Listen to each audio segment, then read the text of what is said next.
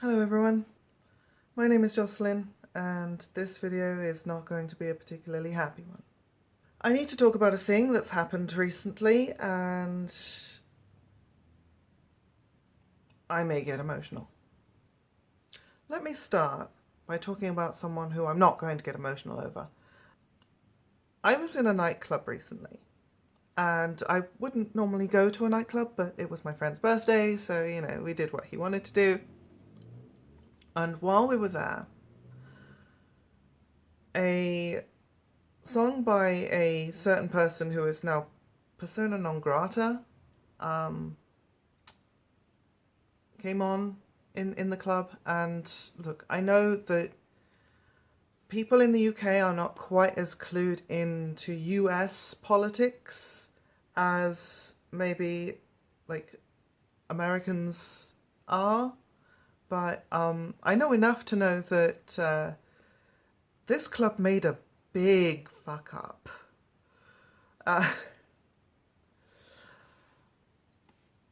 So they played a song by Kanye West, and I was just thinking, why? Why would you do that? Why would you do that now? Of all times, like, he's literally just come out as a Hitler-loving Nazi.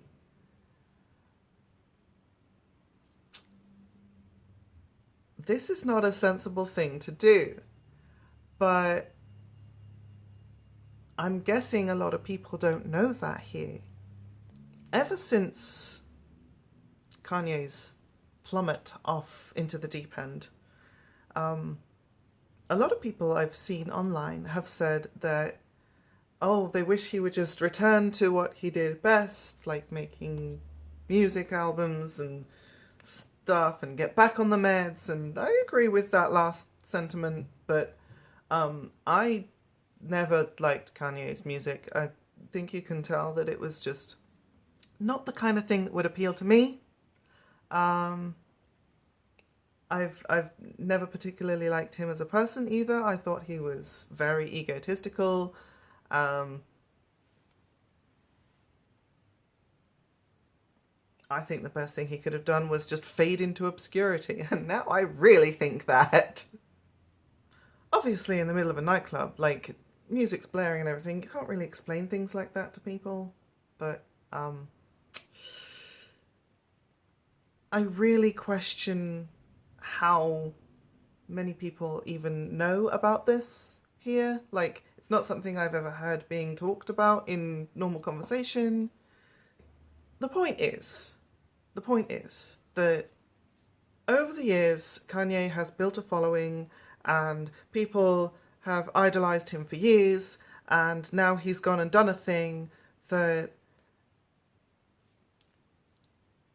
not only is really bad, it also makes him look bad. It makes people want to, like, most people want to distance themselves from him. Certain people are now buddying up to him because they feel like he's a useful tool in their, like, path to full-blown fascism, which is a scary thing, that he's still being given enough, like, screen time, airtime.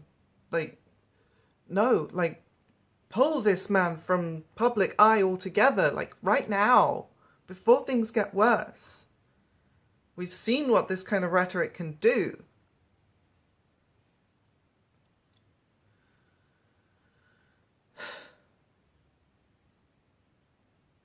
Similarly, in, the years, like 2 years leading up to the summer of 2020, JK Rowling had built up a certain amount of suspicions about what she truly believes. And then during June of 2020, she decided to go full-on mask off and reveal to the world exactly how she feels about trans people and trans ideology. I hate it when people call us an ideology. We're not an ideology. We're a subsection of human beings just trying to survive. But again, what she did was made a lot of people who idolize her want to distance themselves from her because of her negative, shitty views.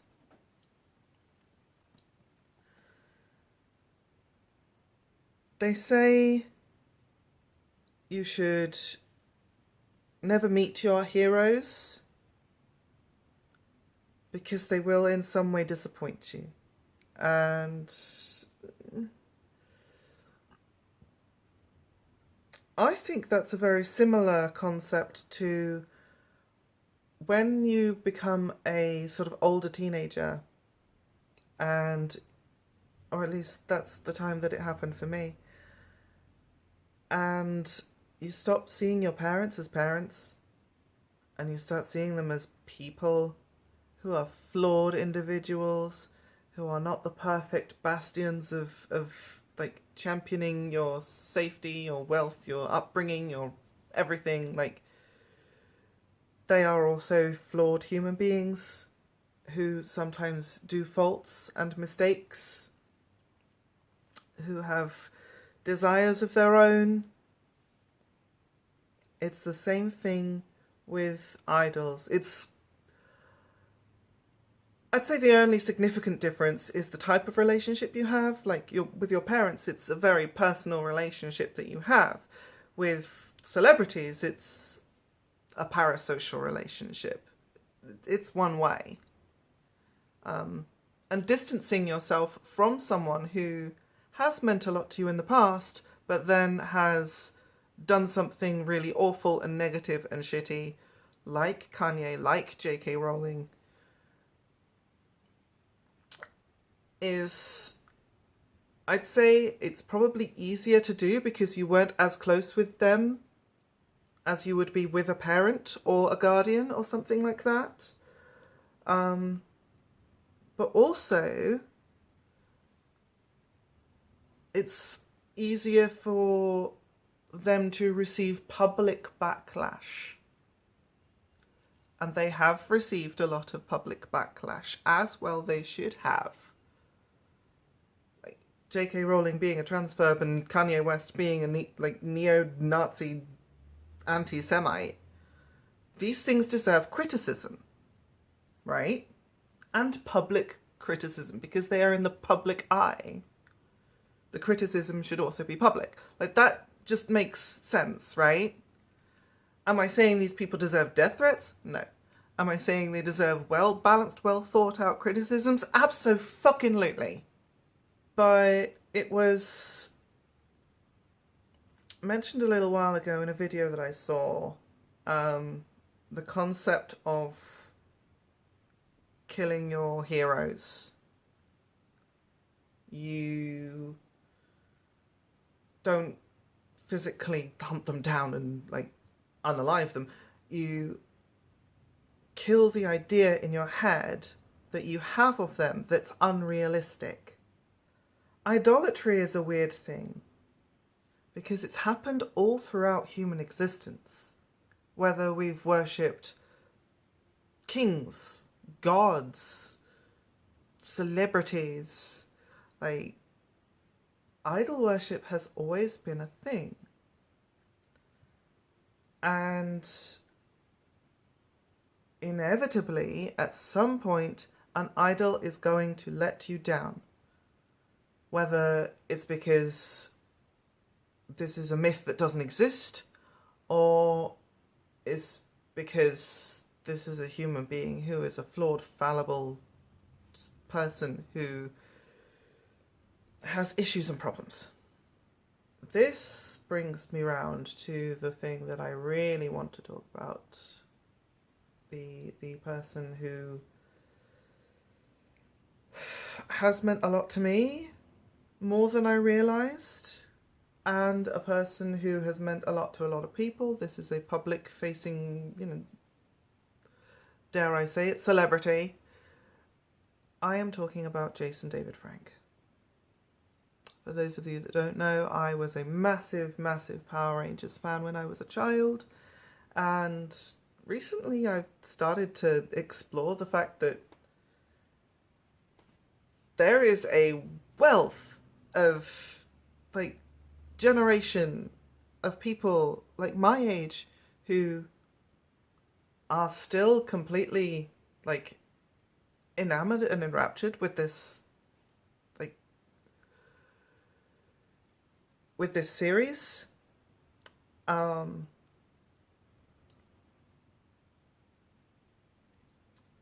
watched the latest film, in which Jason had a small cameo part. I have bought the new fighting game.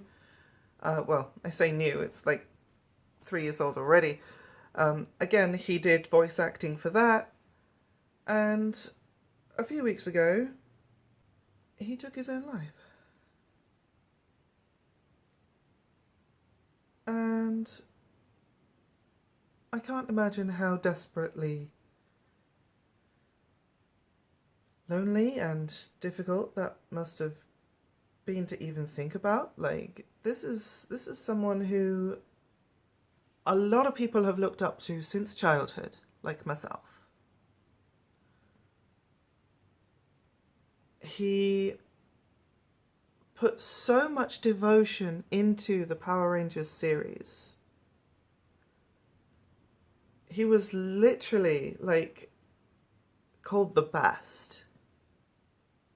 And I you know, I think this is very difficult for me to say. Like, I didn't know him. He might have been, like, a terrific person. He might have been a terrible person. He, like, I do know that he was good to his fans. I do know that he used his martial arts skills to teach martial arts to new generations of people.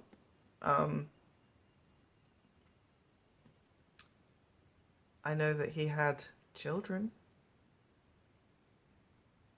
and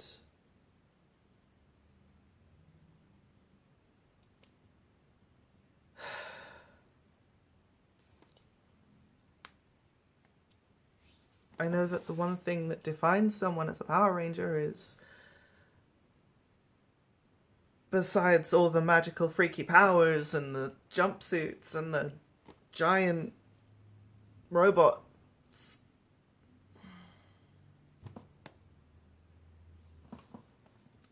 giant megazords and stuff, is the fact that you don't give up.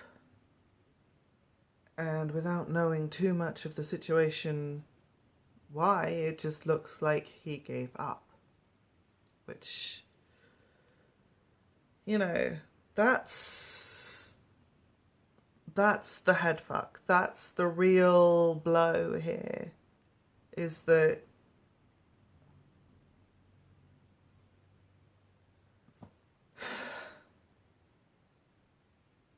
how could he, of all people, give up? Haven't been able to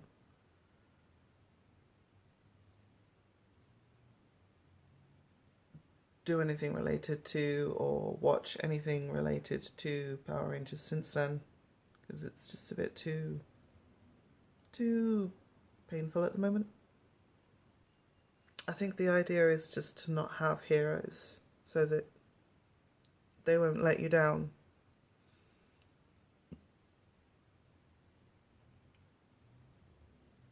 It's kind of asking someone not to breathe oxygen. It's a very human thing to do.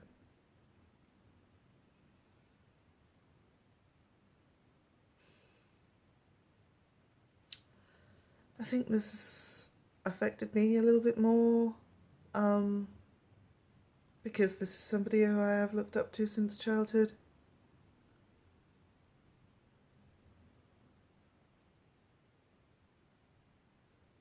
He was the face of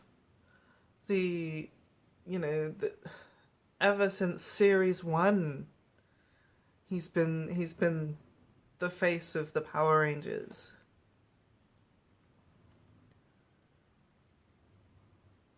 Even though he wasn't even introduced until halfway through season 1, he just made that much of an impact. I think I've got nothing more to say. I'm only going to get more upset. I just think that if I'm feeling this way, then there's got to be some other people out there who are also feeling this way. So this one's for them, I guess. Okay. Well, good night, and look after yourselves and all that.